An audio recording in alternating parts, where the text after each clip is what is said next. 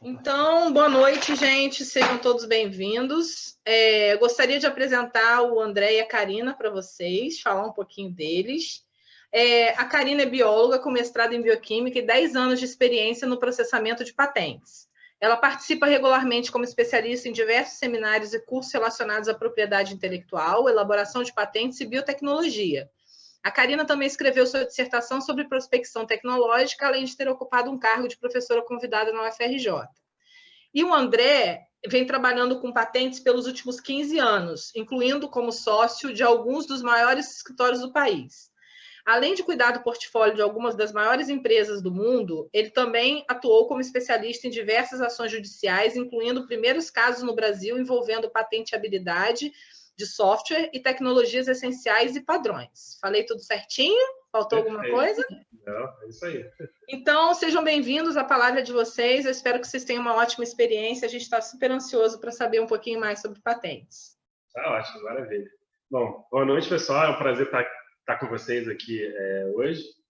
Acho que quando eu comecei o escritório exatamente, quer dizer, um pouquinho mais de um ano atrás, a proposta era fazer as coisas um pouquinho diferentes. Então, acho que poder compartilhar um pouco da nossa experiência e tirar dúvidas do que puder ajudá-los está muito dentro do objetivo e, como eu disse, vai ser um prazer aqui estar com vocês.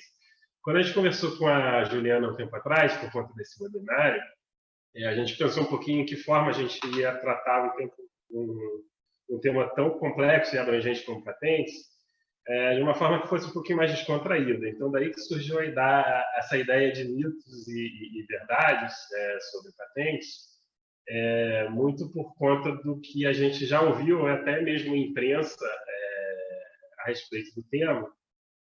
E para ser uma conversa um pouquinho menos informal, a gente optou por seguir esse caminho e a gente vai listar aí ao longo do webinário vários mitos e vários fatos a respeito de patentes e tentar dissertar um pouquinho de sobre cada um deles individualmente. Então, deixa eu achar aqui a apresentação, vamos lá. Só para começar também, eu acho que é legal a gente dizer que como tem muita gente que está participando que colocou na pesquisa que não conhecia muito ou não tinha nunca teve nenhum tipo de contato, a gente vai tentar abordar as coisas de uma maneira básica mesmo, assim, né? Para que a gente consiga, para todo mundo consiga entender.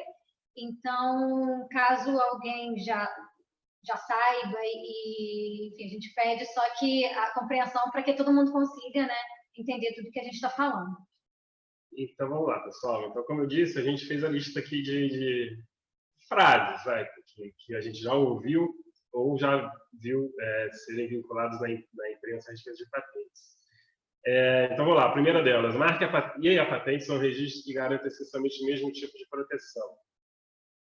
Essa daqui é uma das minhas favoritas, porque a gente vê aqui, inclusive em grandes jornais, registro de marca, patente... Marca de patente. Registro de patente, patente de marca, é uma grande confusão. Então, vamos lá. Só para esclarecer. Tanto marcas quanto patentes são duas proteções de naturezas completamente distintas, inseridas dentro do contexto principal, que é a propriedade intelectual. A propriedade intelectual nada mais é do que a propriedade que se adquire sobre os ativos ou sobre criações da mente humana. Então, daí o nome propriedade intelectual. Dentro da propriedade intelectual, a gente tem o direito autoral, os direitos conexos e a propriedade industrial. Então, a propriedade industrial é um conjunto menor inserido dentro do conjunto maior, que é a propriedade intelectual. Dentro da propriedade industrial, e aí o nome também já dá uma dica do que a gente vai encontrar as marcas, as patentes e os desenhos industriais.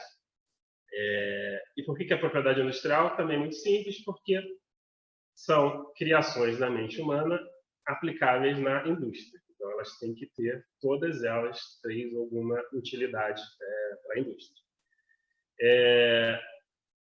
Então, o INPI concede, sim, o registro sobre uma marca, mas como a marca não é o tema do nosso webinário, a gente pula ela, e proteções para invenções e modelos de utilidade, que são as patentes. Então, quando o INPI emite o documento oficial reconhecendo a titularidade de alguém sobre uma determinada invenção, a gente diz que a patente é concedida. Então, a patente não é o registro, ela por si só já é o direito concedido pelo Estado. Então, vamos lá, tem dois. Então, o segundo mito ou verdade é que o depósito da patente garante ao inventor o direito patentário sobre a sua invenção. Isso eu também principalmente às vezes, né, indo em congressos, é uma frase que eu escuto muito e eu falo, não, mas eu tenho uma patente, eu depositei a patente, e aí fala assim, ano passado.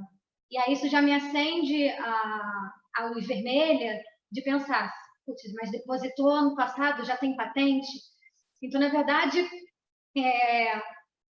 aqui a gente vai ter, então, mais uma resposta falsa, né? Seria um mito, porque, na verdade, a gente deposita um pedido de patente. Então, né, a gente pode dar entrada na NPI num pedido de patente, basicamente, sobre qualquer coisa. E o André, por exemplo, fala que a gente pode entrar com um pedido de patente reivindicando a água, por exemplo. Né? Então, assim, não é só simplesmente o depósito que dá o direito do titular sobre aquela invenção. Né? Na verdade, o pedido de patente, a gente diz que ele é uma expectativa de direito. Né? O direito em si, o direito de impedir terceiros de usar e de reproduzir aquela invenção, ele vai vir somente com a concessão da patente, que ela vem depois que o Instituto Nacional da Propriedade Industrial, o INPI, analisa aquele pedido e concede a patente. Então, o depósito de um pedido em si não garante a proteção, ela, na verdade, é uma expectativa de direito que só vai virar, de fato, um direito quando a patente for concedida. Então, quando vocês tiverem que falar, e, na verdade, vocês não tiverem uma patente, vocês têm um depósito de um pedido de patente. Só para esclarecer, existe um pouquinho de... A patente, quando ela é concedida, como a Karina falou, é uma expectativa. Contudo, é possível buscar, se a patente de fato vier a ser concedida, por danos de uma determinada infração que tenham ocorrido enquanto o pedido ainda está pendente. Antigamente existia uma certa um debate, inclusive nas diferentes cortes, até quando, de fato, esse direito poderia retroagir. Hoje em dia já está um pouco pacificado que ele deve retroagir até 5 anos no máximo. Então, da data da concessão da patente, em teoria, a gente pode correr atrás de danos passados em 5 anos. Boa também. Essa também é uma das minhas favoritas. Inclusive, eu tive uma reunião aqui no escritório com uma empresa interessada em adquirir uma patente em determinado produto, e eu ouvi isso do detentor da patente. Né? Então, ele veio querendo aumentar o valor, obviamente, da patente dele, falar que ele tinha uma patente internacional, que tinha sido protegida em todos os países do mundo. Esse é mais um mito. Não existe patente internacional. Então, a patente ela segue em todos os países do mundo um princípio muito básico. Ela é territorial, ou seja, ela só é válida no território em que ela foi concedida. Eu não posso usar a patente brasileira para processar alguém nos Estados Unidos, por exemplo, e vice-versa. O que existe, e aí vai um pouco dentro do que a Karina falou com relação ao depósito do pedido de patente, é um tratado que cobre grande parte dos países do mundo, que é o PCT, onde sim existe um pedido de patente internacional. Contudo, esse pedido de patente, uma vez depositado, ele precisa, quer dizer, o seu interesse precisa ser ratificado em todos os países do seu interesse que são membros daquele tratado. Então, o pedido de patente internacional ele tem início e fim. O início quando você deposita e o fim quando acaba o prazo para você fazer a validação, entre aspas, daquele pedido nos países de interesse. Mas, mais um mito, não existe uma patente mundial, então isso também eu já vi ser vinculado em imprensa algumas vezes, mas isso é muito bem bastante difundido. Então, esse já digo que infelizmente é ruim da gente dizer, mas é o nosso primeiro fato verdadeiro. O INPI atualmente demora mais de 10 anos para analisar e conceder uma patente. Infelizmente, é um dos países do mundo que mais demora a concessão de patente. Para alguns casos, em algumas áreas, como a área de biotecnologia, essa demora pode chegar a 12 anos. Então, para algumas áreas que são muito sensíveis em relação à tecnologia, como a área de biotecnologia e a área de telecomunicações, isso é bem ruim e é um dos fatos que até conta contra o nosso país para empresas internacionais virem depositar e proteger suas patentes no país. Mas o lado bom é que há muito pouco tempo atrás, assim, questão de um mês, o INPI está com um novo projeto, um projeto para acabar com isso que a gente chama do backlog das patentes, que são as patentes que estão lá no INPI há muitos anos esperando uma decisão. Então, o INPI tem feito uma força-tarefa e tem trabalhado e emitido muitas exigências por semana, ou seja, tem trabalhado em cima dos pedidos de uma maneira tentando agilizar o exame, muito com base no processamento que aconteceu desse mesmo pedido em algum outro país do mundo, porque, como o André falou, como esse pedido, mesmo que seja internacional, ele precisa entrar em todos os países que concedem mais rápido, como é o caso da Europa, como é o caso dos Estados Unidos, lá tem resultados muito mais rápidos do que a gente tem no Brasil. Então, nada mais justo do que a gente tentar acelerar o processamento aqui no Brasil, com base um pouco no que já foi analisado e discutido no exterior. Então, a gente tem tido uma emissão por semana de algo em torno de 1.000 a 2.000 pareceres pela NPI, para que a gente agilize, consiga terminar e findar esse backlog. E, na verdade, o ideal e o que o NPI quer chegar é que essa demora seja mais ou menos em torno de 2 anos, daqui a 2 anos. Então, uma demora de 2 anos é uma demora do que a gente vê a nível internacional. Então, a gente acha que isso poderia ajudar muito o sistema de patente no país, a gente atrair muito mais o interesse internacional se a gente conseguir diminuir esse tempo e essa demora para concessão. O outro assunto, quer dizer, outra afirmação, ela tem a ver um pouco com o que a Karina falou dessa questão do prazo de um pedido de patente que fica pendente lá no INPI aguardando exame, que é o backlog, a gente chama de backlog, e por que as coisas estão ligadas? Então, vamos lá, a afirmação é a seguinte: todas as patentes têm um prazo de vigência de 20 anos. Quer dizer, falso. No mundo inteiro, arrisco-me a dizer, essa afirmação é verdadeira. No Brasil, ela não é verdadeira porque lá em 1996, 95, até 94, foi quando começou as discussões da promulgação da Lei da Propriedade Industrial, que é a lei atualmente vigente. O legislador, ele já, de alguma forma, preveu que o NPI poderia se tornar um órgão extremamente ineficiente. E aí, imaginem só, se a gente tem um backlog aí médio de 11 anos, para algumas áreas, como a Karina falou, isso pode ser 12, até 14 anos, principalmente a área de telecom, que sofre muito com isso. Imagina o INPI manter o seu pedido pendente por 14 anos, conceder a patente em 14 anos, e você teria somente um prazo aí de proteção restante de 6 anos, que é para chegar até os 20. Então, com base nisso, o legislador, já prevendo essa possível e acertada expectativa de ineficiência, inseriu um parágrafo único que, dentro do artigo que estabelece esse prazo de vigência de 20 anos, dizendo que uma patente no Brasil não pode ser válida por menos de 10 anos contados da concessão. O que isso quer dizer na prática? Que uma patente que demore 15 anos, por exemplo, para ser concedida atualmente, ela vai ter um prazo total de vigência de 25 anos, sempre contados da data do depósito, quando a gente está falando de vigência, e não de 20. Então, você tem essa prorrogação de 5 anos que deve ser respeitada. Esse é um assunto que rende muita conversa, e eu vou tentar não me alongar muito nele, porque ele afeta diretamente a estratégia de depósito de pedidos de patente de várias das empresas quando pensam em Brasil. Eu posso dizer para vocês que o backlog ele não é necessariamente ruim, dependendo da tecnologia que você está tentando proteger. Então, como eu falei, para a indústria de telecom, indústria de software, um backlog de 11, 14 anos é completamente inaceitável. Os produtos não demoram esse tempo todo no mercado.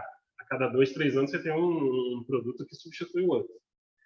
Em algumas outras áreas, isso não é necessariamente verdade. Aí eu vou citar a área principal delas, que é a farmacêutica, em que um produto tem uma vida útil no mercado muito longa, de 20 até 30 anos. Então, quando a gente fala de backlog para uma indústria farmacêutica no Brasil, elas adoram. Elas não querem patentes concedidas rápidas, porque elas querem ter esse prazo de extensão de 10 anos da concessão, porque vai acabar ampliando o termo de proteção que aquele medicamento vai ter no mercado brasileiro. Não vou entrar aqui em questões ideológicas, mas uma das boas consequências do INPI se tornar um órgão mais eficiente e conceder patentes antes de 10 anos é que isso vai possibilitar a entrada de medicamentos genéricos, falando especificamente da indústria farmacêutica, no mercado antes do tempo. Ou seja, de um interesse não só da política pública de saúde do governo, mas como de todos os consumidores, que você tem a concorrência e que os preços daquele medicamento caiam. Então, das boas consequências do NPI se tornar órgão melhor, está aí. Só para esclarecer, e puxando um pouco aquilo que a gente falou no início, falando da questão da indústria farmacêutica, apesar do INPI demorar 14 anos, né, mais ou menos, e ter essa extensão de 10, lembrar que, assim, que a gente vai ter um pedido ainda pendente por 14 anos. Então, assim, na verdade, a indústria farmacêutica ela acaba se valendo daquilo que a gente fala da expectativa de direito. Né? Porque você imagina, por mais que uma indústria farmacêutica muito grande tenha um pedido para um composto pendente, isso, por mais como a gente falou, não é um direito, ela é uma expectativa que já tem muita força. Né? Então, ela consegue, somente com base nisso, já notificar outros produtores e ninguém quer concorrer com uma indústria muito grande, né? Então, acaba estendendo essa proteção. Eu vi que você apareceu aí, Juliana, rapidinho. Deixa a gente só cobrir mais um item, que aí dá exatamente a metade da apresentação aqui. Então, vamos lá. Então, vamos lá. A invenção deve ser mantida em sigilo até o depósito do pedido de patente. Verdade, muito verdade. Isso é uma coisa que a gente bate na tecla e é legal que tenham pessoas ainda na graduação que estão fazendo suas iniciações, aprendendo sobre isso, porque a gente já viu muita coisa triste acontecer por conta da questão da falta de sigilo, né? Então, assim, a gente entende que a gente tem um problema na pesquisa do Brasil, que os pesquisadores ainda são muito cobrados por publicações, né, e por mostrar resultado, e com isso a gente acaba divulgando o resultado dessa pesquisa, e a divulgação, mesmo do próprio inventor, pode depor contra a sua patente, né, porque assim, um dos requisitos primordiais para você ter a concessão de uma patente é a novidade. Então, uma apresentação num congresso que conte todas as particularidades da invenção e conte, enfim, realmente mostre o que aquela invenção tinha de novo, isso depõe contra o próprio pesquisador, né?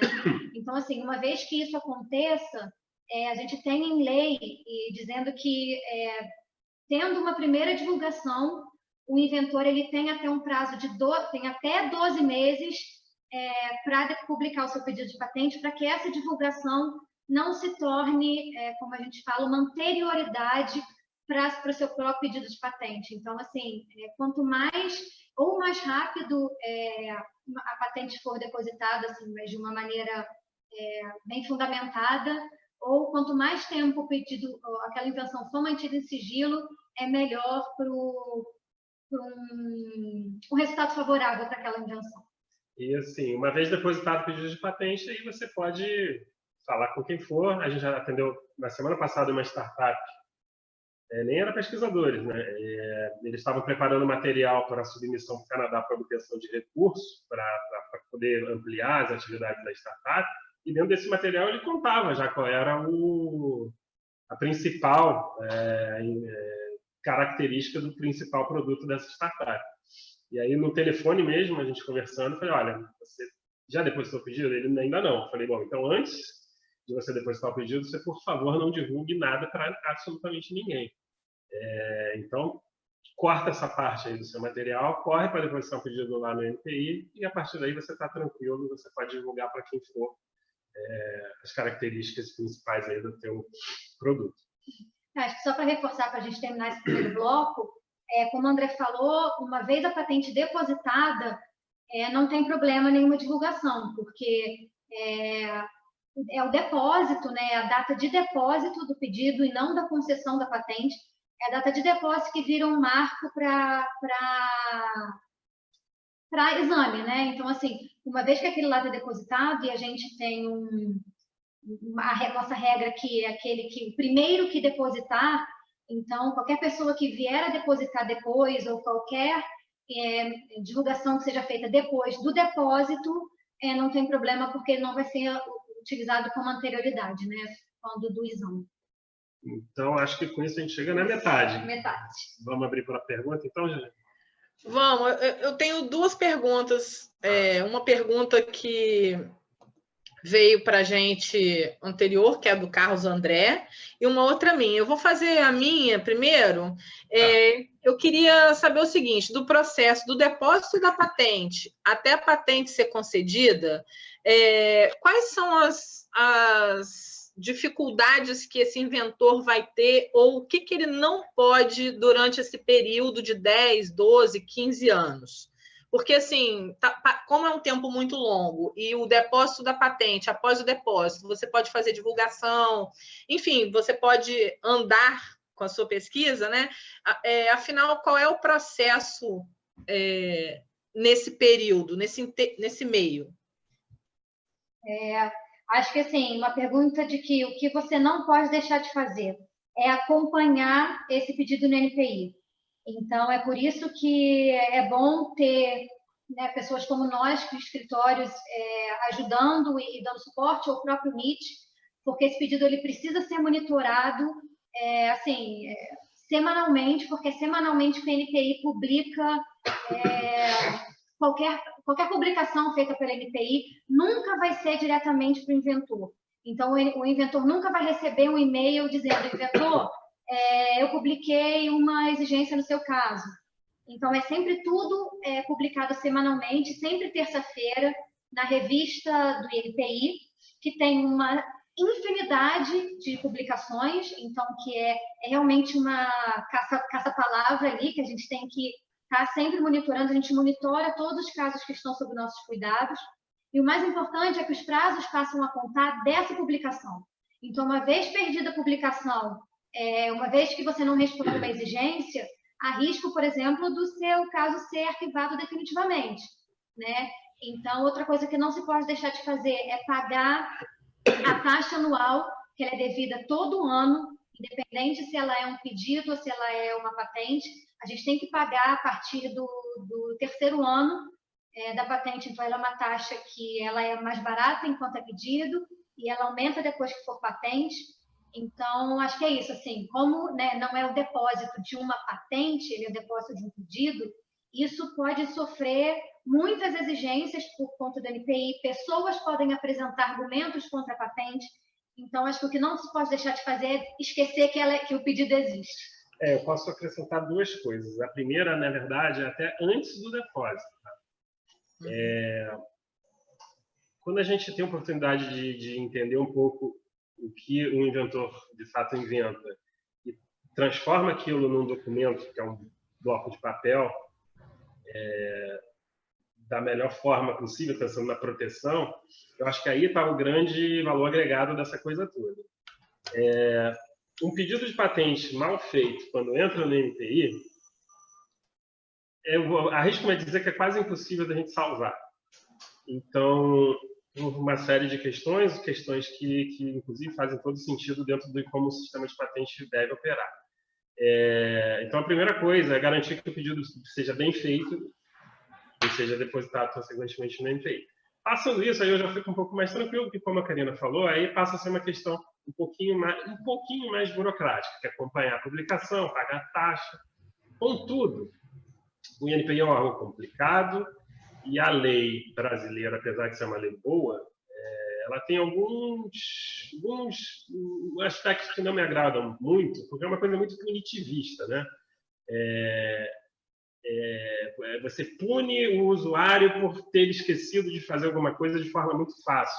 E dependendo da situação, a punição não cabe nem recurso ou nem uma segunda chance de você tentar reviver aquele pedido que o INPI declarou como morto.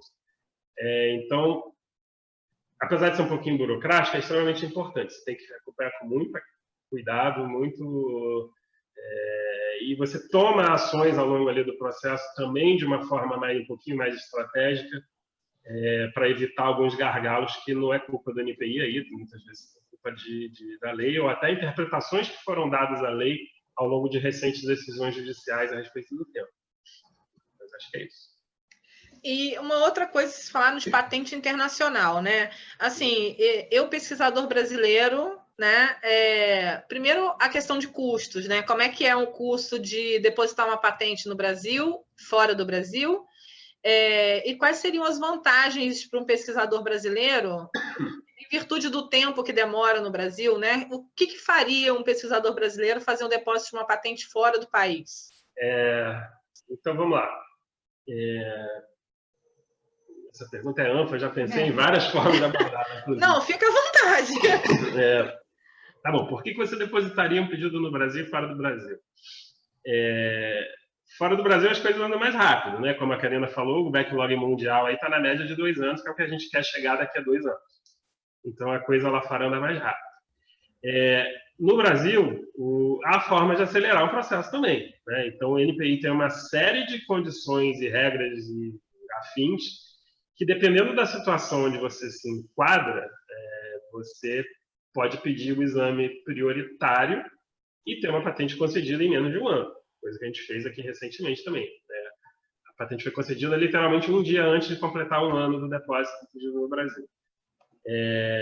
Então, assim, buscar essas oportunidades e ver quais elas são existentes, dependendo da sua condição, também faz parte de toda a estratégia de entrada no sistema.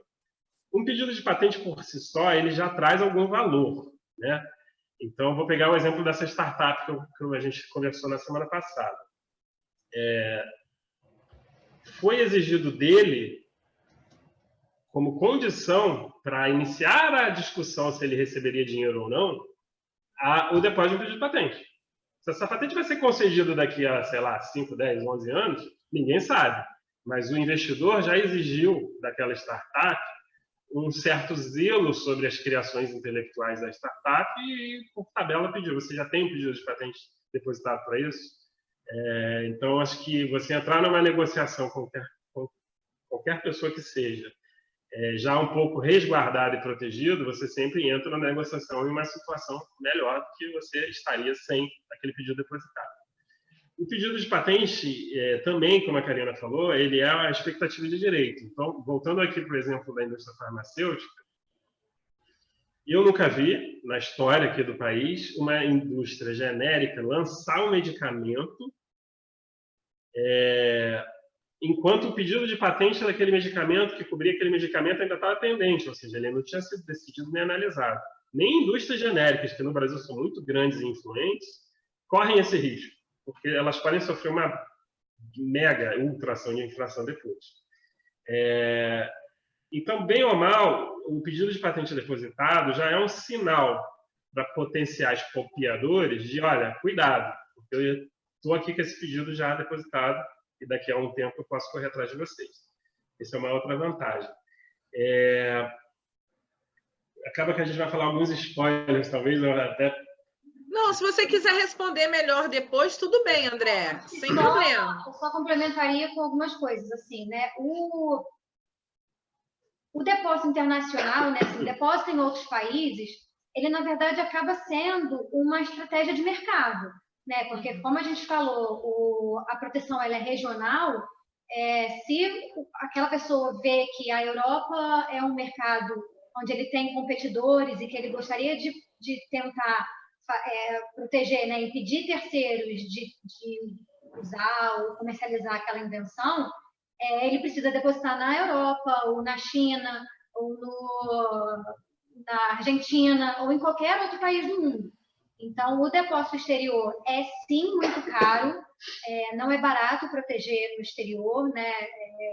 Mas é um mal necessário dependendo de quais mercados são importantes. Uhum. E o pedido internacional, acho que a grande vantagem dele é que, como ele tem um período um pouco maior, né? Ele tem, assim, do depósito do pedido internacional até você ter que escolher em quais países você vai entrar, um tempo de 30 meses. Então, assim, é um tempo que dá até para essa empresa maturar, para ela entender quais são os mercados que são potenciais, até como existe um pequeno trâmite internacional, existe uma busca e um parecer preliminar, é até um indício se aquela invenção realmente pode vir a ter sucesso nos países ou não. Então, o trâmite internacional, ele basicamente serve para ganhar tempo, porque todos os pedidos em todos os países do mundo têm que entrar na língua nativa. Então, assim, você tem que entrar no Brasil em português, na Argentina, a Argentina nem entra porque ela não é signatária do acordo, mas tem que entrar nos Estados Unidos em inglês, tem que entrar, enfim, então são línguas na China em chinês, no Japão em japonês, então são custos muito altos que, enfim, que com os 30 meses você tem um pouquinho de respiro para entender onde você quer gastar esse dinheiro. Você tinha perguntado, agora que eu lembrei mais uma, que tava, o valor estimado aí de quanto seria para obter uma patente no Brasil e lá fora, é que, assim, vai depender muito da complexidade, vai depender muito de que país, então esse número ele sofre algumas variações. Mas, assim, para a gente ter um número geralzão aqui na cabeça, o processo inteiro, lembrando que esse é um processo que dura 20 anos, tá? No Brasil, ele vai provavelmente custar algo em torno de R$20 mil, e lá fora eu chutaria também algo em torno de $20 mil, né? Uhum. De novo, diluído aí ao longo dos 20 anos em que aquele pedido ou a patente, quer dizer, a patente necessariamente concedida vai ficar ali viva, você vai ficar pagando para mantê-la viva. Então, assim, esse é um ponto importante, porque patente ele é um ativo, da mesma forma como um apartamento, o seu carro é o seu ativo, faz parte do seu patrimônio, patente também faz parte do patrimônio das empresas ou do indivíduo. Mas ele tem, no seu carro, você precisa pagar lá o IPVA, né? Precisa fazer a manutenção. Então, assim, a patente traz consigo custos associados. Então, quando a Karina fala em interesse comercial, principalmente para decidir para onde você vai, eu acho que essa é a grande pergunta, né? Esse é um sistema que existe para as pessoas ganharem dinheiro de alguma forma com isso. Então, se você não tem interesse absolutamente nenhum em depositar um pedido no Japão, não vai depositar o pedido no Japão só para achar que é bonito ter... Ou deposita e bota na parede do seu quarto ali, né? Só para dizer que é bonito, mas tem que ter o interesse comercial está intrinsecamente relacionado a tudo isso que a gente está falando aqui. Perfeito. E o Ivan está perguntando se a redução do tempo de concessão de patentes para 2 anos seria a partir da data de depósito ou do exame técnico? Data do depósito. Do depósito. E a última pergunta para a gente ir para a segunda parte, o Carlos André está perguntando se ele só pode iniciar o processo de patente ao finalizar a pesquisa de um produto ou há algum ponto da pesquisa que ele já pode iniciar o processo mesmo que não tenha produto finalizado. Essa também é uma pergunta bem ampla e que também depende. Então, vamos lá. O que eu posso falar? Acho que a gente ainda vai falar de eficiência distributiva lá na frente. Podemos deixar para depois, então, essa pergunta. Então, tá bom. Então, quando a gente for falar, qual é o item? É o item... Não sei. De item 10. Sem problema, a gente aguarda. Então, Carlos André, vamos aguardar. Então, quando eu chegar nesse item 10 aí, eu falo da questão da suficiência, porque as coisas estão ligadas. Esse, aliás, é um ponto primordial no sistema de patente, porque sem isso ele não funciona e nem deveria existir. A última pergunta, eu acho que agora nessa a última. A Marilza está perguntando se o valor pago pelo depósito é taxativo ou varia de acordo com o produto a ser patenteado. Não, ele varia de acordo com a taxa é igual para todo mundo. Brasileiros, contudo, podem ter redução se for pessoa física, microempresa, universidade. Então aí existe uma redução na taxa. Mas a taxa é igual para todo mundo, independente da tecnologia, independente se você é japonês, brasileiro, americano. Mas a taxa em si ela nem é um grande problema, ela é de R$175, né? Então, dentro dos 20 mil, não são os 175 que vão fazer grande diferença. Bom, então vamos para a segunda parte, porque aí a gente mata mais curiosidade. Tá, vamos lá.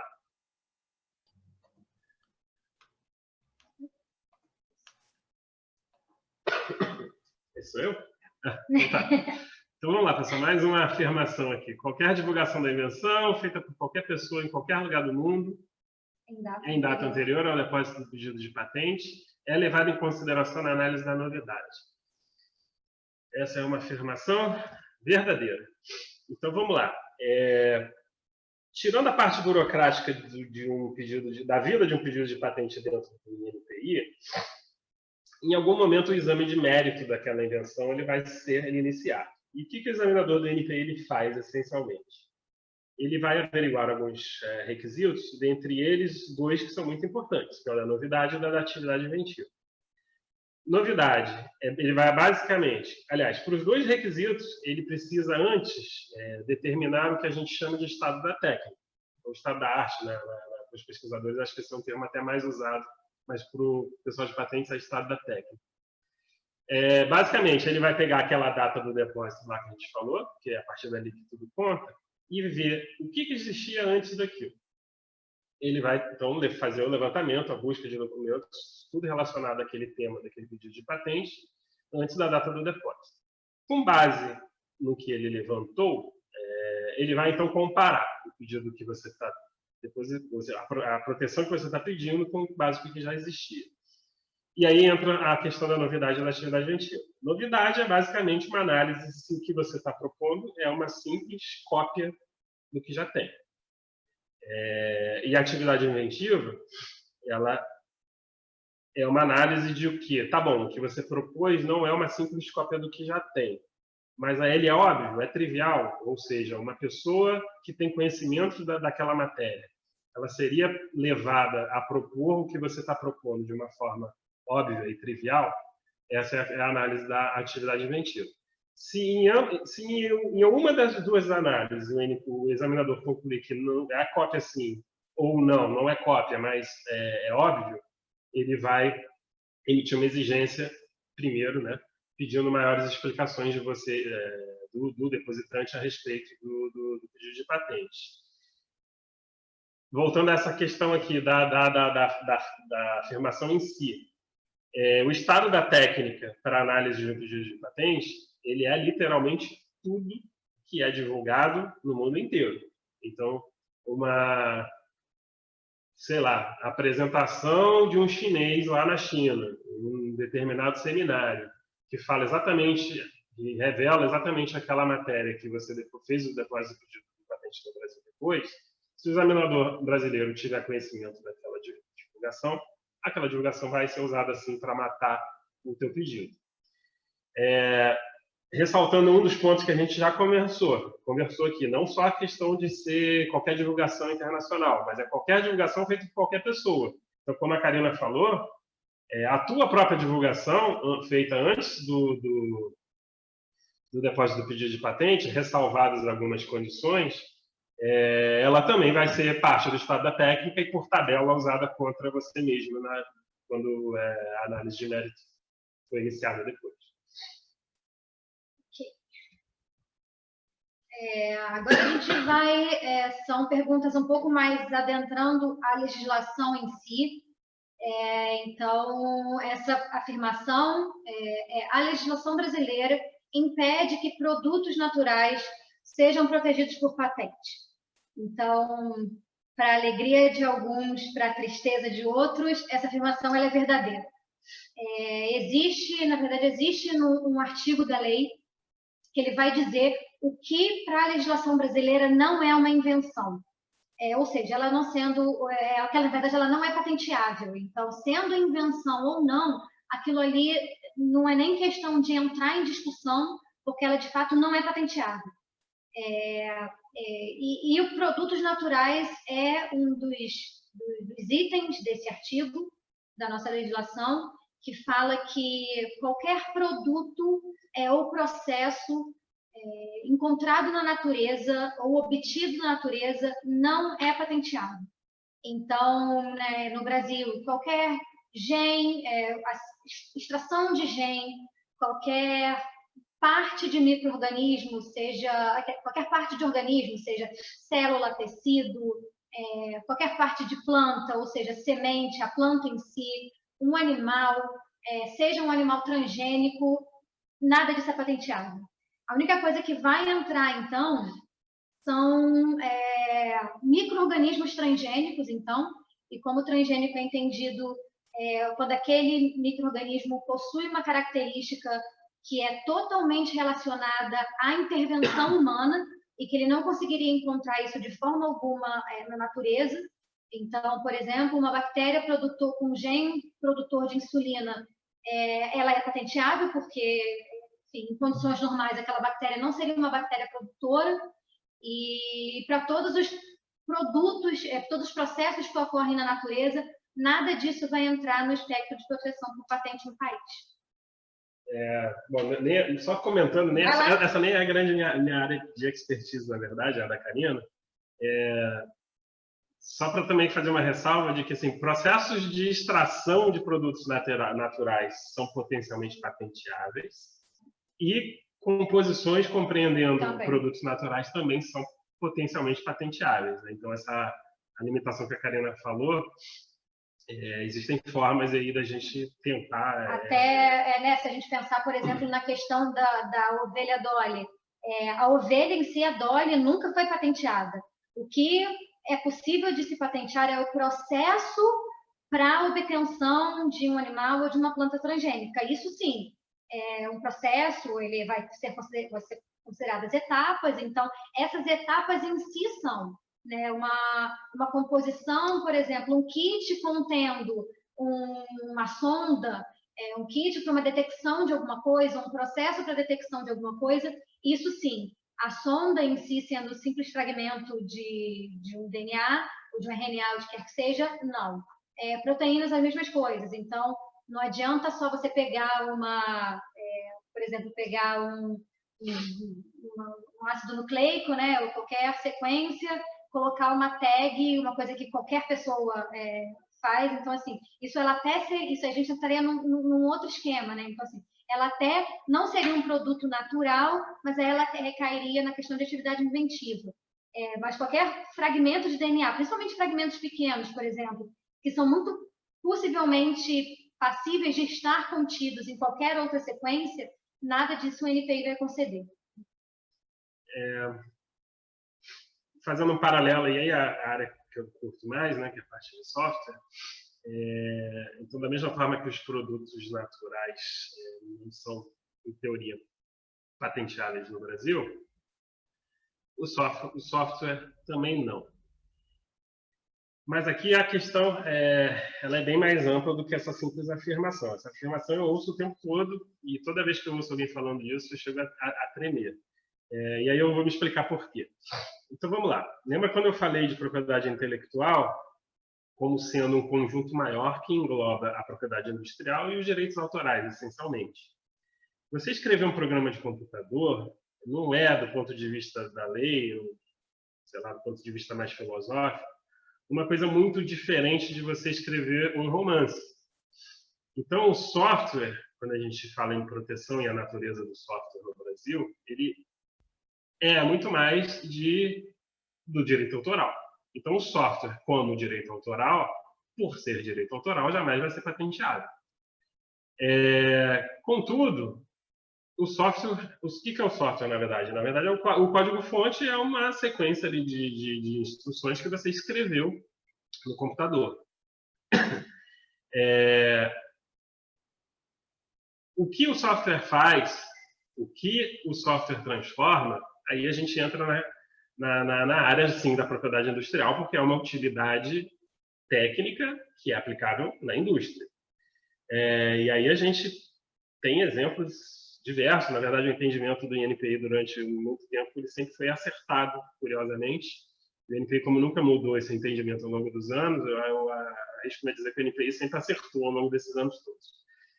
Quando a gente analisa, por exemplo, os maiores depositantes de pedidos de patentes internacionais, vocês vão ver que ali dos 10 maiores, 8 estão, de alguma forma, ligados a um software, seja na indústria de telecomunicação, seja na indústria de eletrônica. Então, são toneladas de pedidos de patentes relacionados a software. Então, quando a gente fala de patente para software, a gente, obviamente, como eu falei, não vai conseguir proteção para o código-fonte. A gente vai conseguir proteção para o quê?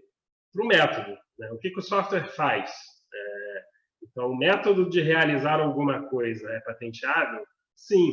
Ele continua patenteável mesmo se ele for 100% implementado por software? Sim. Né? Um software embarcado dentro de um computador de uso genérico. E ele transforma com aquele conjunto de instruções o computador, dá a capacidade para o computador agir como telefone, a gente consegue proteger o computador agindo como telefone rodando aquele software por patente? Sim, também. Então, o software ele acaba tendo uma característica um pouco ambígua. Da proteção via direito autoral e da proteção por patente. Então, você pode ter, por exemplo, para um mesmo software, uma patente concedida e um registro de software no INPI, porque o INPI também faz esse serviço. Enquanto o direito autoral daquele software vai recair na forma como você escreveu o programa, a patente vai proteger toda a funcionalidade daquele software. E aí vocês já podem ver que a patente, nela, na verdade, ela vai ser uma proteção muito mais forte, porque eu posso obter a mesma funcionalidade escrevendo um software diferente. Então, nessa situação que eu estou dando, eu não cometeria infração do direito autoral, mas eu cometeria uma ação de patente. Em suma, a patente cobre todas as formas possíveis de realizar aquele método, o direito autoral só vai cobrir uma forma possível de realizar aquele método, que foi a forma que você fez. Então, assim, apesar dessa informação, eu brinco que ela é falsa e verdadeira ao mesmo tempo, dependendo do ângulo em que você analisa essa questão. Mas uma coisa não exclui a outra, você pode ter ambas as proteções simultaneamente para a mesma coisa. Ok, então, vamos lá. Esse aí é o tópico em que a gente consegue responder a pergunta, né? Não é aconselhável revelar o pulo do gato da invenção no pedido de patente. Quanto menos descrição for dada, melhor. Isso também é um tópico bastante sensível e a gente fala até assim, né, nos defendendo e pedindo, pelo amor de Deus, para todo mundo ajudar a gente a ajudar. A gente passa muito por isso, né, de a gente tentar, quando a gente entra em contato com um inventor, a gente passa até do inventor achar que não pode revelar o, entre aspas, pulo do gato, porque aquilo ali, né, tem que ficar em sigilo, porque, enfim, é o cerne ali da invenção, então que às vezes nem a gente consegue saber o que de fato é o pulo do gato.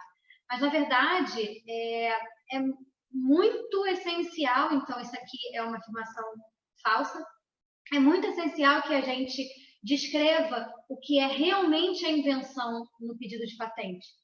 E eu digo descrever, na verdade, lá no início, antes do depósito, quando a gente está fazendo a redação do pedido de patente. Então, a gente aqui encara a redação do pedido de patente como talvez a fase mais importante de todo esse processamento, porque uma vez que está depositado, a gente não pode adicionar matéria. Então, como o André falou, o pedido mal redigido, ele é basicamente impossível da gente conseguir melhorar e salvar, porque a gente não pode adicionar nada.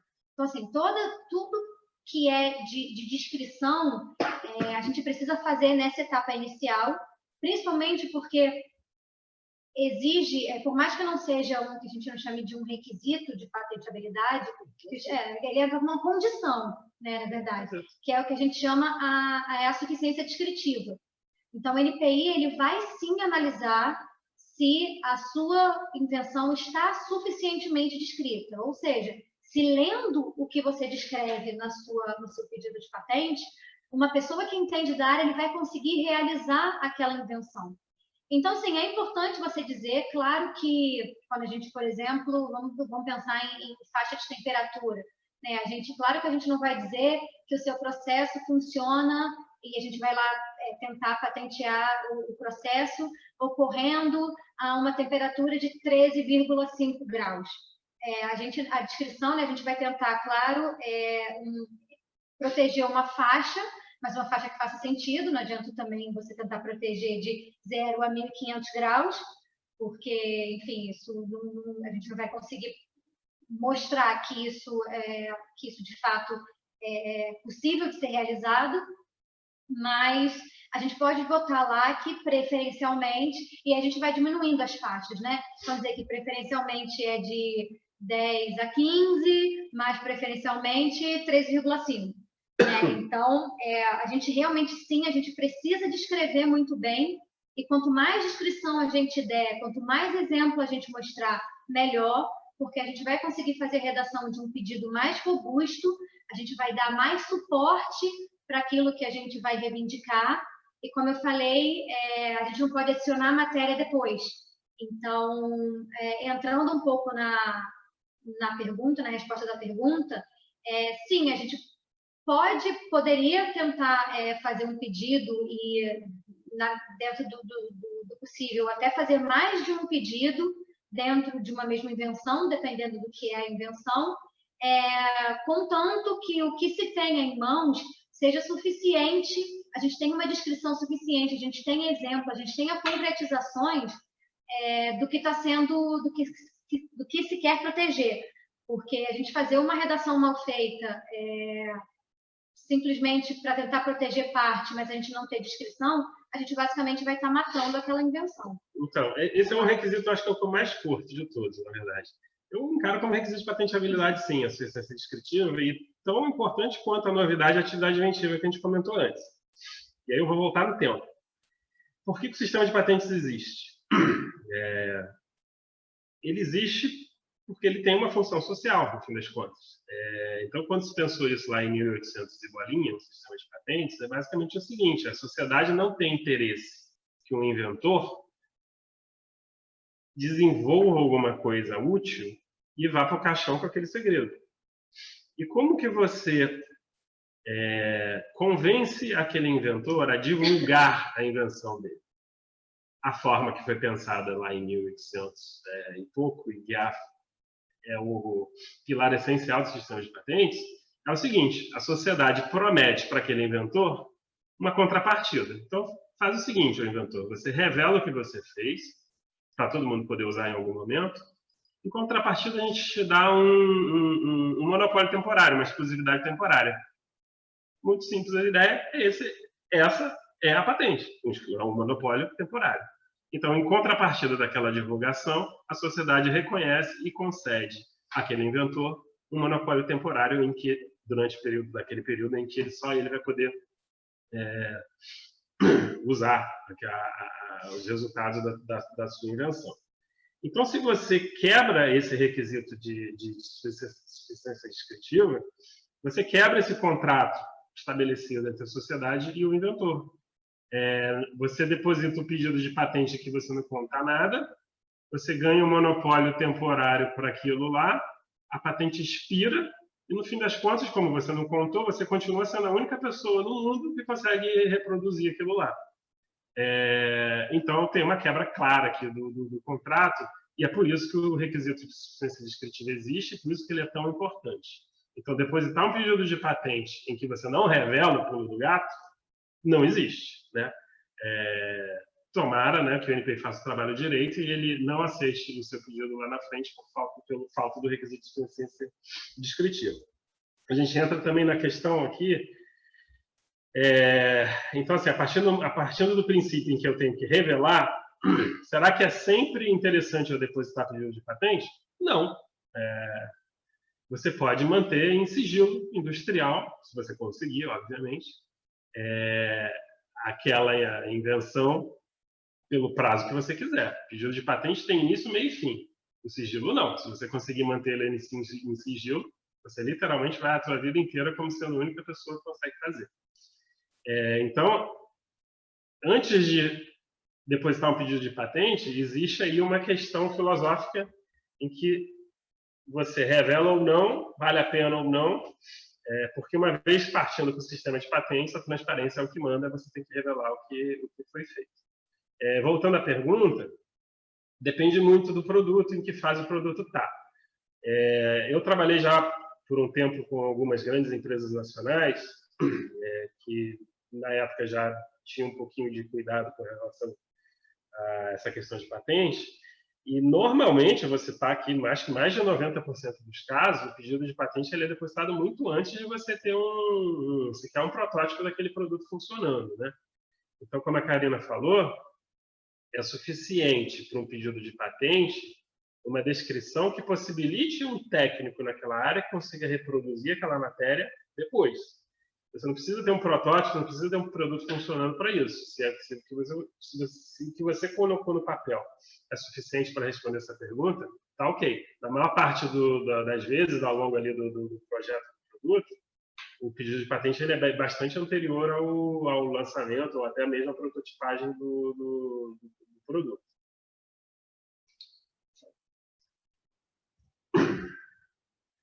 Então, as duas últimas. Vamos lá. Qualquer tempo de sua vigência, uma patente pode ser quebrada. Isso também ficou na imprensa durante um tempo, lá em 2004, 2005, né? Quebra de patentes, estava estampado em tudo que é lugar, em jornal e revista aí. Essa é uma afirmação completamente errada, equivocada. Não existe quebra de patente. O Estado brasileiro não pode revogar. Ele até pode, se você depois conseguir provar em justiça nas cortes que aquela patente foi concedida de forma indevida. Mas não porque ele quer, não quero mais que um fulaninho tenha a patente daquilo lá. Então, isso ele não pode fazer. Então, dentro desse ponto de vista, não existe quebra de patente. O que o Estado brasileiro pode fazer? Ele pode promulgar o que a gente chama de licença compulsória. E aí, existe uma série de condições possíveis aí para a declaração de uma licença compulsória. Na história aí de patentes do Brasil, isso só foi usado uma vez, pelo Serra, que foi o caso do Efavirenz, que era um medicamento que está dentro do kit de combate da AIDS do SUS, que é fabricado pela Merck. Na época, o argumento utilizado pelo governo foi interesse público, basicamente.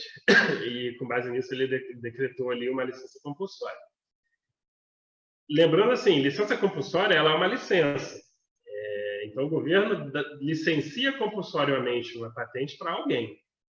Isso não quer dizer que um terceiro, que não tem nada a ver com essa questão, pode começar a fazer ali no quintal dele o mesmo medicamento só porque o governo decretou a licença compulsória. Não, você vai estar cometendo infração da mesma forma que se não houvesse sido decretada a licença compulsória. A licença compulsória é basicamente o governo dizendo: André, você que é detentor dessa patente vai ser obrigado a licenciar aqui para Farmanguinhos a produção do medicamento. E, obviamente, eu vou ganhar algum dinheiro com isso, que é a taxa de royalties dessa licença, taxa essa que, por ser uma licença compulsória, vai ser arbitrada pelo governo. Então, por mais esse motivo, não existe quebra de patentes. Essa é uma afirmação completamente errada e falsa. Por fim, Não, por fim não. Não, depois tem a curiosidade, né? Então, vamos lá. Última afirmação. Na prática, a patente é apenas uma ferramenta de reserva de mercado. Isso, como eu expliquei ali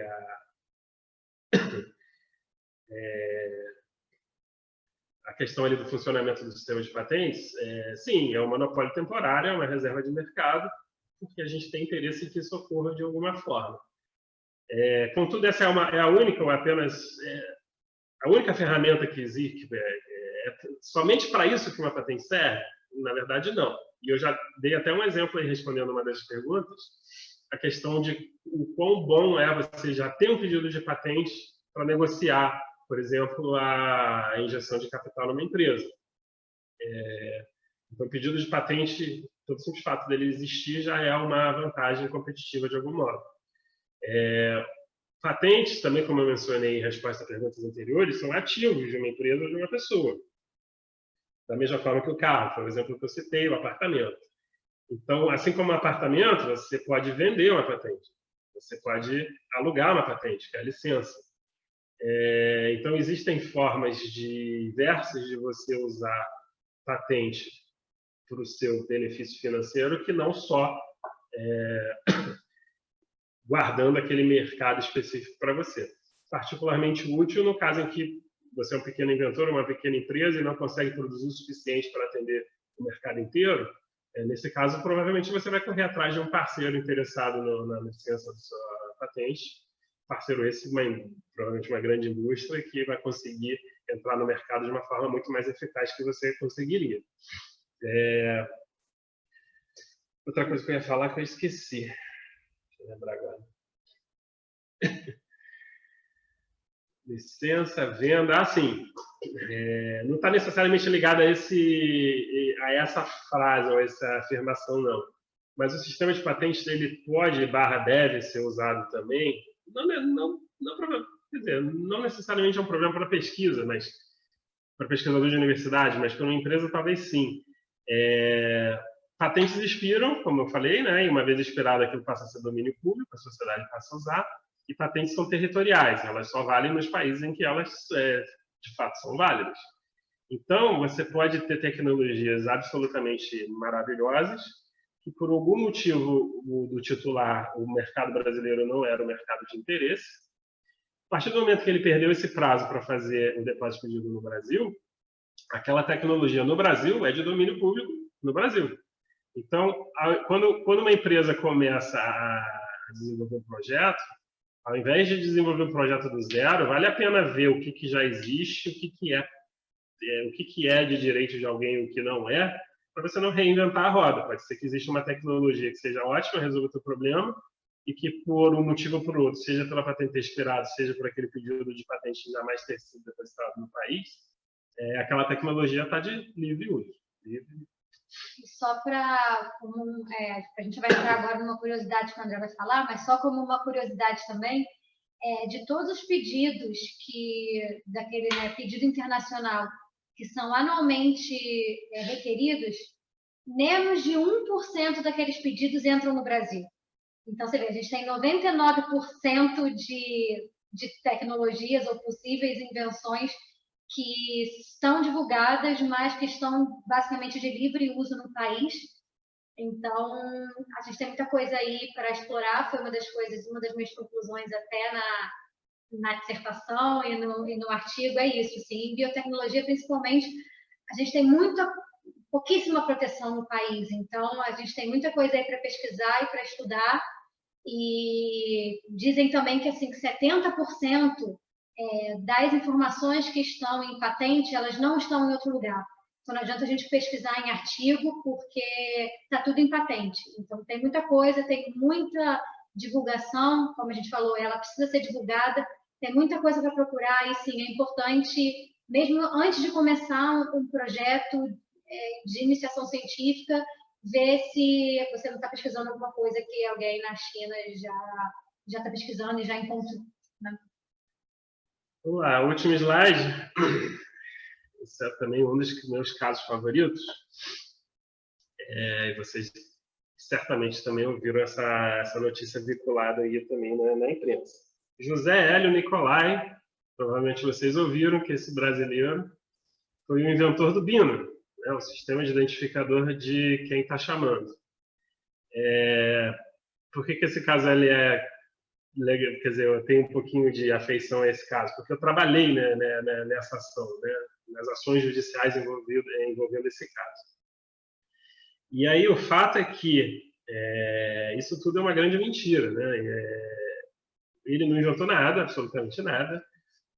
o sistema de identificação de chamada já era, como ideia mais abstrata, ou ideia em si, conhecido desde final da década de 30 em sistemas de telefonia.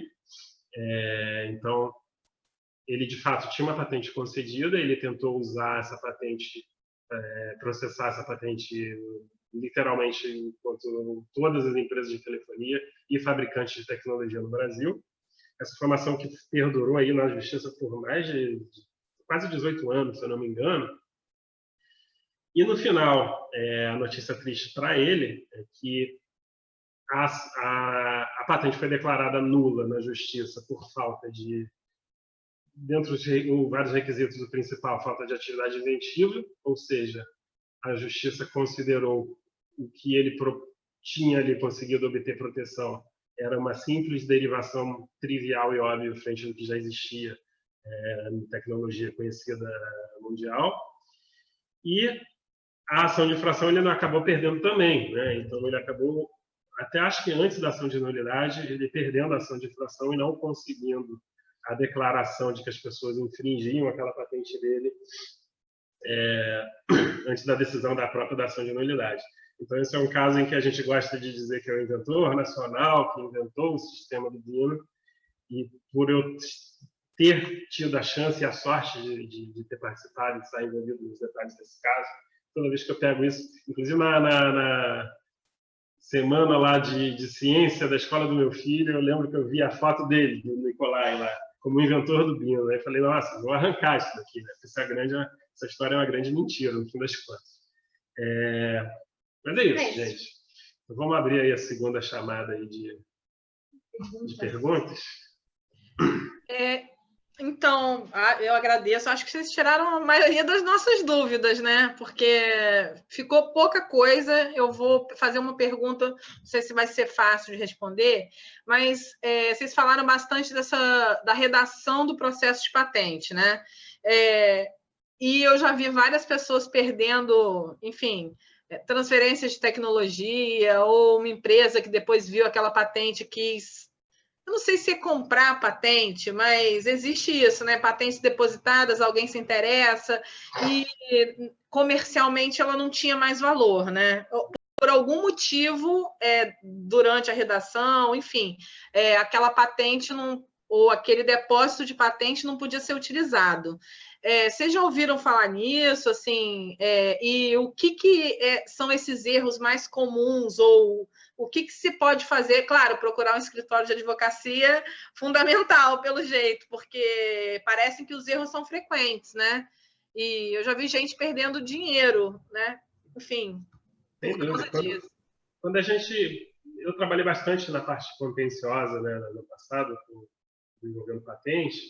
Quando a gente entra numa ação, seja para anular a patente de alguém, seja para defender, ou seja, buscar a declaração de que há infração daquela patente, a gente passa literalmente um pente fino naquela patente lá para saber quais são as suas chances de sucesso, quão bom o teu direito é.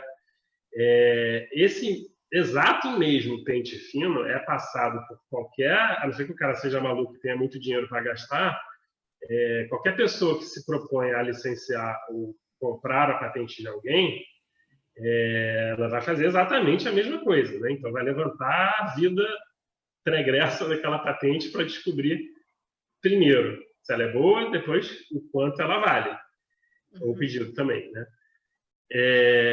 Então, dentro do pente fino, aí vai literalmente uma análise bem ampla, inclusive de aspectos meramente formais, mas o principal vai ser, de novo, os 3 pilares que a gente comentou, né? Novidade, atividade inventiva e suficiência descritiva. Se durante aquele pente fino o potencial comprador ou licenciante descobrir que, opa, peraí, eu encontrei um documento aqui que é exatamente a mesma coisa, ou, opa, peraí, o que você botou no papel eu não consigo reproduzir, ele vai pular fora do negócio. O quarto ponto, que está...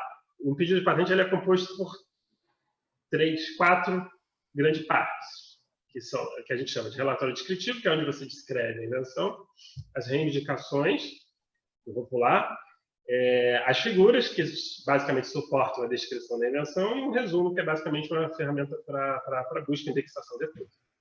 O coração do pedido são as reivindicações, porque é na reivindicação que eu digo para a sociedade o que eu quero ter como proteção.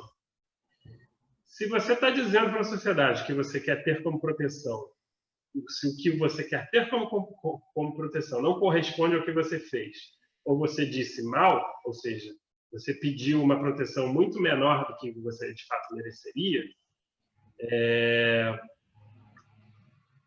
naturalmente aquele pedido daquela patente vai ter um valor bastante reduzido frente ao potencial que ela poderia ter.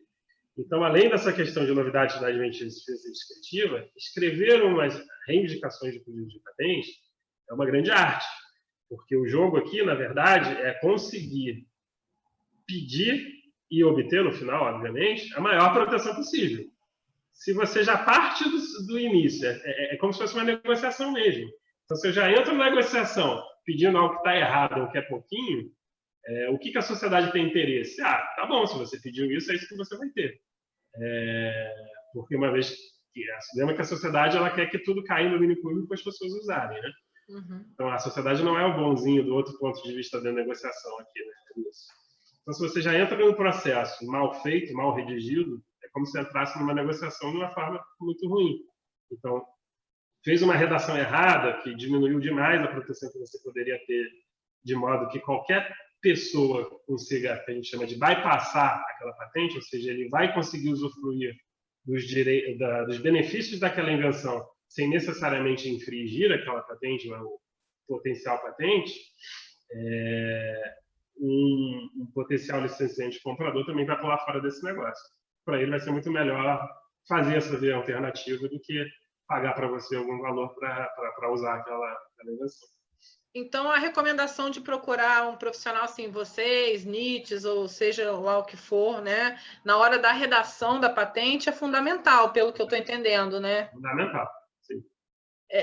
Tipo, o pesquisador sozinho, é melhor ele não investir esse dinheiro depositando uma patente sem um apoio na redação, né? Pois é. Pesquisador bom vai fazer pesquisa boa, né? Deixa eu depositar a patente com outra pessoa que entenda um pouquinho mais. Mas, André, Karina, assim, sem falar de valores, mas assim, um investimento no depósito da patente, né? Para numa assessoria ou num apoio, assim, no montante, é um valor considerável, assim, viável para o pesquisador, né? Assim, como é que esse pagamento via projetos é viável para eles, né? Então, aí a gente... Como pessoa jurídica, né? Aí a gente já entra aí na questão do por que o sistema está errado no país, né? Essa relação de universidade, pesquisador, empresa privada, acho que a gente tem muito a evoluir nesse caminho. Uhum. E, para ser sincero, eu nem sei se eu consigo responder, porque a gente gasta aí, eu tenho gastado aí nossos neurônios tentando achar alguma solução que, pelo menos, alivie a vida aí do pobre coitado do pesquisador, né? Vamos lá, por partes. Então, lembra que eu falei que gira em torno de 20 mil aí um processo de patente. Provavelmente ele vai gastar aí, sei lá, metade disso, ou um pouco menos, talvez, nessa fase inicial aí, né, de redação depósito do pedido. Perfeito. Então, assim, por que isso é assim? Porque é para ser, né? Essa parte é o crucial de toda essa história. Gente que vai fazer isso cobrando menos ou cobrando pouco, vão encontrar os montes, como tem profissionais bons e ruins em toda e qualquer profissão, né? Então, assim, sim, né? Você pode, eventualmente, até achar que vai economizar um pouco ali no depósito, o problema é o resultado final dessa história toda. Uhum. Então, agora, como conseguir recurso, se a universidade vai ser co-titular daquele seu pedido, e como é que eu vou fazer depois para licenciar ou vender aquela patente, aí é que entra num grande imbróglio, que para ser sincero, eu nem sei. Eu acho que a gente, por exemplo, está começando a entrar nesse mundo agora, um pouquinho agora, parece que a lei da inovação ajudou um pouquinho. Então, por exemplo, a FMG é um bom exemplo de uma universidade que está conseguindo, de fato, ganhar dinheiro licenciando as suas patentes. Então, parece que a coisa pode estar, pelo menos, a luz no fim do túnel. Mas, dependendo da universidade, eu sei que isso é um processo bastante doloroso e complicado. Então, entendo e compartilho a dor. Gostaríamos de poder ajudar. Estamos à disposição, na verdade, só precisamos saber como que a gente pode ajudar, né? Na verdade, então, isso está em... Vocês estão buscando essas soluções, né, Karina e André? Tentando trabalhar junto com os pesquisadores para entender melhor de que forma as coisas podem caminhar para um resultado melhor para as universidades e para os pesquisadores, porque as universidades também ganham com isso, né? Podem ganhar muito dinheiro até, né? Porque, na verdade, o que a gente vê é que os pedidos e as patentes das universidades, elas acabam sendo patrimônio da universidade. Então, as universidades não podem nem de uma maneira tão simples simplesmente abandonar um pedido. Então, uma vez um pedido depositado, a universidade fica pagando não só esses custos, né, para a redação, mas todos os custos de pagamento de anuidade. E, assim, seria minimamente justo que esse resultado, né, que aquele produto, aquele processo, pudesse trazer algum retorno financeiro para a universidade e, assim, que a gente pudesse contribuir, né, ajudar com a nossa pesquisa. Eu acho que o sonho de todo quem não trabalha com ciência básica, que também, assim, é muito louvável, mas que trabalha com alguma coisa aplicada, que aquilo chegue no mercado e que a gente consiga colocar aquilo em prática, né? Então, o nosso problema é só quando a gente esbarra em legislação, né? Que são coisas que a gente não tem muito como mudar, mas todos os caminhos que a gente puder percorrer ali no meio, a gente realmente está tentando descobrir uma forma de ajudar. Em tempos de grande restrição orçamentária, né, que nós vivemos, eu acho que patentes e propriedade intelectual como um todo poderiam ser encarados pelas universidades públicas como uma fonte extra aí de renda, né, se fosse bem gerido. Eu, por exemplo, brinco, eu acho que esse é um sonho bastante longo, se é que um dia a gente vai conseguir fazer. Mas eu adoraria, por exemplo, convencer aí um grande banqueiro a criar um fundo em que a gente pudesse bancar, literalmente, os custos de um processo de patente para pesquisadores ou até pequenos inventores que precisem realmente de dinheiro para botar aquela invenção no mercado. Esse fundo seria legal pelo quê? Pelo simples fato de que, assim, como não teria custo para pesquisador ou universidade, não precisaria nem licitar, né? Vários dos empecilhos que a gente encontra aí no caminho a gente conseguiria superar. Mas esse é um sonho ainda que vai demorar um tempinho, se é que a gente consegue fazer. Mas vamos ver. Quem sabe, né? Todo mundo trabalhando junto, quem sabe. Mas, assim, vocês atendem o Brasil inteiro, né, André? Se alguém precisar de acessar vocês, só mandar e-mail, vocês atendem... Pode mandar o WhatsApp, se quiser, o nosso número de telefone está aí também, eu respondo na mesma hora. Perfeito. Como eu falei, quando eu criei o escritório lá um ano atrás, e depois a Karina se juntou a mim, eu tinha vários planos de fazer coisas diferentes. E um deles e aí eu não estou falando por demagogia, não. Realmente, eu acho que os escritórios no Brasil, em geral, eles devolvem muito pouco para a sociedade. Ou seja, o serviço pro bono, né, o serviço compartilhar esse conhecimento, eu acho que falta muito, principalmente quando a gente compara com o que é feito nos Estados Unidos, né?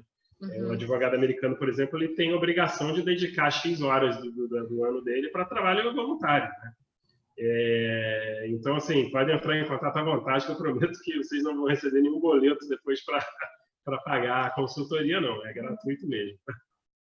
Mas, assim, só hoje, pelo que vocês compartilharam aqui com a gente, realmente foi muito legal. Eu tirei várias dúvidas. Eu acredito que todo mundo também que está assistindo e que vai assistir depois dessa gravação também tirou várias dúvidas, porque é um tema complexo e realmente ficam pendentes muitas dúvidas, né? Então, a gente agradece muito por vocês terem compartilhado com a gente o tempo de vocês e também sobre um assunto enfim, que as pessoas ficam meio assim de saber. E voltem sempre, tá? A casa é de vocês. Tá bom? Convidar. É só convidar. O prazer foi todo nosso. Espero que vocês tenham gostado da experiência. Foi bem legal. Foi bem legal mesmo. O prazer Então, todo nosso. Não é só convidar que a gente está aí de novo. Então tá bom, gente. Olha, um beijo para vocês. Muito obrigada, gente. Até Boa noite, breve. pessoal. Tchau, gente. Ó, a gente volta mês que vem. Nada, Glaucia. A gente que agradece. Tchau, beijo. Tchau.